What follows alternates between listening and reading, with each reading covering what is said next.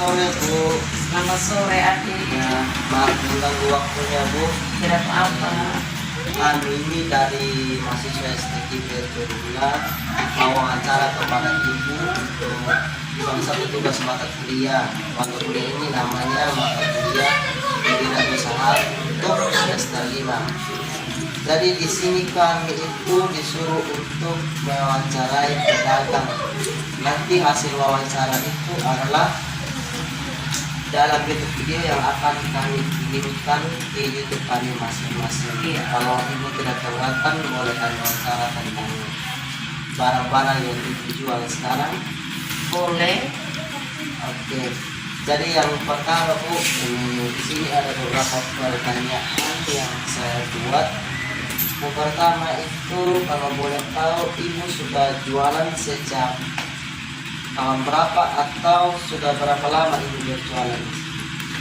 Kalau Mama sudah berjualan sejak 2013. Berarti dari 2013, 14, 15 sampai 2021 ini sudah cukup lama juga. Iya. Sejak Ibu jualan pertama kali di sini, modalnya berapa Bu yang Ibu persiapkan untuk membeli barang? Itu kalau modal awal itu sekitar 5 juta. Berarti modal yang 5 juta ini Ibu bukan hanya membeli satu barang saja. Tentu banyaknya barang yang Ibu jual itu juga tergantung dari kebutuhan konsumen Iya. atau para pembelinya. Barang-barang apa saja yang Ibu pernah beli waktu itu untuk memulai usaha bisnis ini? Itu salah satunya kan barang sembako, yaitu beras, kopi, gula, rokok, minyak, dan lain-lain. Masih banyak lah namanya sembako. Berarti Ibu ini mengekspor barang sesuai dengan kebutuhan modal yang 5 juta tadi. Iya. Misalnya untuk beras Bu, kalau untuk beras ini Ibu biasanya beli per kilo atau per karung untuk dijual? Perkara. Kalau misalnya Ibu beli beras per karung, harga awal beras itu ketika dibeli dan kita jual kembali itu dengan harga berapa biasanya Bu? Kalau harga dulu sama harga sekarang kan sudah beda ya. Kalau beras sama gula, sama juga dengan barang-barang sembako lain. Kalau harga dulu itu kan masih di bawah standar, masih murah lah begitu. Tapi sekarang kan namanya ini juga berarti semakin ini dia semakin naik juga dia punya harga, macam beras, rokok, minyak sekarang sudah pada naik semua harga. Contoh saja macam beli beras satu potong itu kan ada yang 500, 550. Tentu saja kalau jual 11.000 atau 12.000 per kilo. Kalau berasnya bagus. Oke, kalau misalnya tadi kan Ibu bilang kalau beras itu harganya misalnya satu karung atau satu potong per kilogram itu kan 550. Iya. Beras ini kan salah satu kebutuhan bahan pokok yang dijual dan harganya cukup meningkat tinggi. Berapa kira-kira keuntungan dari penjualan beras yang harganya 550 satu potong? Kalau Ibu jual kembali biasanya dengan harga berapa dan untungnya berapa kalau dari satu potong beras tersebut? Biasanya kalau harga beras yang 500, kalau saya ecer kembali kan tentu saja saya jual dengan 11.000 per kilo. Jadi keuntungannya dari 500 itu pasti ada keuntungan 50.000 per karung. Oke, kalau misalnya Ibu membeli beras, apakah beras itu berasal dari pangan lokal atau Ibu impor beras dari toko-toko misalnya? Ada yang dari pangan lokal, ada yang dari toko juga. Kalau pas petani lagi panen ya kita terima dari petani. Jadi baik, selain beras kan Ibu juga menjual barang-barang lain. Kira-kira dari penjualan beras ini dibandingkan dengan harga barang-barang lainnya, apakah menurut Ibu tetap mempertahankan untuk menjual beras, tapi tidak menutup kemungkinan untuk kita menjual barang-barang lain yang dapat menambah penghasilan? Berarti selain berjualan beras, ibu juga menjual barang-barang lain. Itu misalnya barang-barang apa saja? Ya kalau untuk di sekolah, ini mama kan jualan antara dua, di rumah sama di sekolah toh. Jadi kalau untuk di sekolah tentu saja ya jajan-jajan yang berupa kue, ini makanan-makanan ringan. Gitu.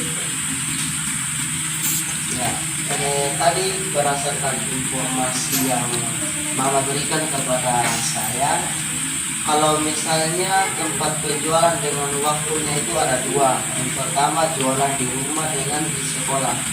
Kalau menurut saya, kenapa mama tidak menjual di rumah saja dibandingkan di sekolah? Apa keuntungan kalau misalnya kita jual barang-barang dagangan kita di sekolah misalnya? Kalau di rumah kan beda deh kalau jual di sekolah. Kalau di sekolah kan banyak pembeli, macam contohnya anak sekolah, guru toh, macam perbandingannya pemasukan di rumah sama di sekolah tentu saja berbeda. Karena di sekolah lebih ada agak besar pemasukan ketimbang di rumah. Oh, berarti kesimpulan dari informasi yang mama berikan itu, kalau misalnya kita berbisnis itu kita mencari peluang bisnis yang dimana tingkat kebutuhan pembeli atau konsumennya itu tinggi, misalnya di sekolah. Lantas kalau misalnya selain berjualan di rumah dan di sekolah, mama itu kenapa tidak memilih untuk berjualan di pasar? Karena kebiasaannya kita kalau misalnya para pedagang menjual dagangannya di pasar, itu penghasilan kebutuhan barang tersebut sangat tinggi. Karena apa? Di pasar sana banyak pembelinya. Terus kenapa mama tidak memutuskan untuk berjualan di pasar? Apakah mungkin alasan lokasi yang jauh, atau jangkauan pasar, atau sarana prasarana yang digunakan untuk berjualan di sana itu yang menjadi kendalanya, atau bagaimana? Pertama karena memang ini letak pasar dari rumah ke pasar lumayan jauh. Oh, Terus berarti tempat prasarananya juga ya kita ya artinya belum dipersiapkan begitu, makanya tidak ke sana. Jadi alangkah lebih bagus karena memang di sekolah dekat dengan rumah, ya sudah saya jualan di sekolah saja. itu tadi terkait dengan harga-harga barang yang mama informasikan, dan juga tempat-tempat penjualan atau peluang usaha yang kita lihat ya, untuk bisa memenuhi kebutuhan atau kualitas perekonomian yang kita lakukan saat ini. Terus sekarang menurut mama, kalau misalnya kita berjualan atau membuka usaha perdagangan bisnis, apakah itu menjamin kebutuhan perekonomian kita, atau mungkin ada peluang usaha lain yang dapat dilakukan selain berbisnis? Kalau itu ya untuk ini menjamin kita punya kebutuhan ekonomi. Berarti setiap orang berdagang itu tidak semata-mata karena kemauan, tapi itu kebutuhan sampingan yang dapat menambah penghasilan. Iya. Jadi Jadi itu tadi kita berbicara seputar tentang peluang usaha dan juga harga-harga barang yang akan kita jajankan dimanapun. Misalnya peluangnya di sekolah tadi kan kebutuhannya tinggi, atau di pasar mungkin kita tidak jalan ke pasar karena ada kendala lain dalam bisnis. Nah sekarang dipastikan bahwa kalau misalnya kita berjualan, kalau bukan di rumah atau di sekolah, itu sudah cukup menjamin kebutuhannya. Nah, kira-kira di sini apa yang mama pikirkan kalau misalnya kita berjualan di sekolah, peluang usaha apa saja atau langkah-langkah apa yang dapat kita lakukan sehingga ketika kita berjualan atau berdagang di sekolah itu bisa berkembang lebih baik, atau mungkin dengan kata singkatnya supaya lebih bermutu dari misalnya kita jalan di rumah, dagangan kita kurang laku. Tapi kalau di sekolah itu kira-kira kita bagaimana kan supaya dagangan kita cepat laku? Sedikit saya jelaskan karena kalau kita jualan di sekolah, kita harus berusaha semaksimal mungkin bagaimana caranya supaya dengan kita cepat laku itu dengan cara kita melihat banyaknya anak sekolah. Dengan kita punya dagangan, ini bagus kita buat sepertinya kue-kue atau nasi kuning. Dengan kita membuat nasi kuning atau menjual nasi kuning itu dia enak, berarti anak sekolah itu membeli atau buru-buru membeli juga cepat laku. Sama halnya dengan jajan-jajan yang lain atau kue-kue. Kalau misalnya mama mau berjualan di sekolah, kira-kira berangkat untuk melakukan usaha berjualan itu dimulai dari jam berapa dan istirahatnya jam berapa biasanya? Kalau mama, pengalamannya mama selama ini dari jam 6:30 anak-anak sekolah sebelum masuk sekolah itu kan anak sekolah masuknya jam 7 toh. Jadi mama itu harus sampai tepatnya 6:30 karena ada anak sekolah atau guru yang tidak sarapan dari rumah. Jadi mungkin dari kesempatan itu juga waktu itu juga mama punya dagangan itu cepat laku pagi itu, dan pada waktu istirahat itu anak sekolah itu langsung belanja, sudah anak sekolah masuk mama pulang sudah. Karena bukan hanya satu sekolah saja, dari SMP, SD, SMP, SMK di sini mama jual. Oke. Kalau begitu, kalau misalnya secara nyatanya atau fisiknya kita lihat bahwa ketimbang kita berjualan atau berbisnis dagangan kita di rumah, ternyata peluang usaha di sekolah itu sedikit tidaknya cukup tinggi dari usaha di rumah.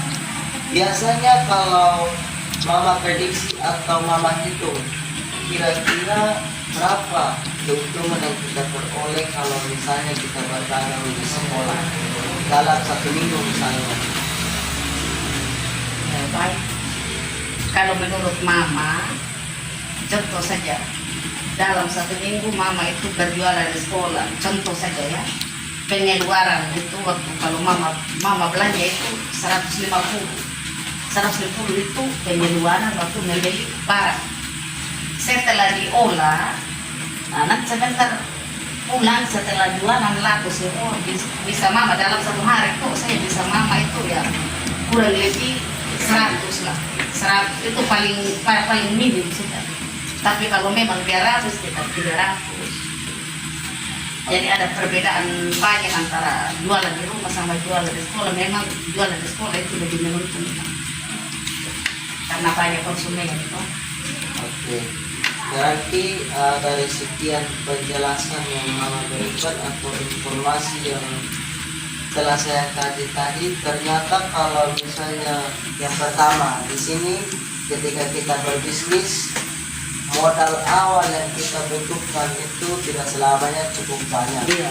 Tergantung bagaimana cara kita memanajemen modal yang ada untuk bisa mengembangkan bisnis kita dengan baik. Terus yang kedua juga di sini, peluang bisnis itu bisa tercipta di mana saja, misalnya tidak harus di rumah atau di pasar. Di sekolah juga itu memiliki peluang bisnis karena kebutuhan konsumennya juga sangat tinggi. Terus yang ketiga, di sini bukan hanya satu barang saja yang dapat menunjang penghasilan ekonomi kita ketika kita berbisnis. Misalnya bukan hanya beras, tapi ada jajan-jajan kecil yang kita persiapkan untuk bisa mengimbangi bisnis yang kita lakukan dibandingkan dengan harga beras. Terus yang terakhir di sini, peluang bisnis yang mama terapkan itu boleh dibilang cukup maksimal karena walaupun kondisi saat ini sudah corona, akan tetapi penghasilan yang kita peroleh itu juga tidak sia-sia dibandingkan kebutuhan barang yang kita beli. Oke, jadi baik Bu, mungkin hanya seperti itu saja atau seputar itu saja informasi yang ingin saya tanyakan kepada Ibu. Untuk kelonggaran waktunya mungkin saya cukup mengucapkan terima kasih atas informasi yang diberikan. Minta maaf Bu sudah mengganggu waktunya karena sudah beberapa menit ini saya melakukan wawancara dengan Ibu. Untuk terakhir kalinya saya ucapkan selamat sore dan terima kasih. Ya, selamat sore juga sama-sama.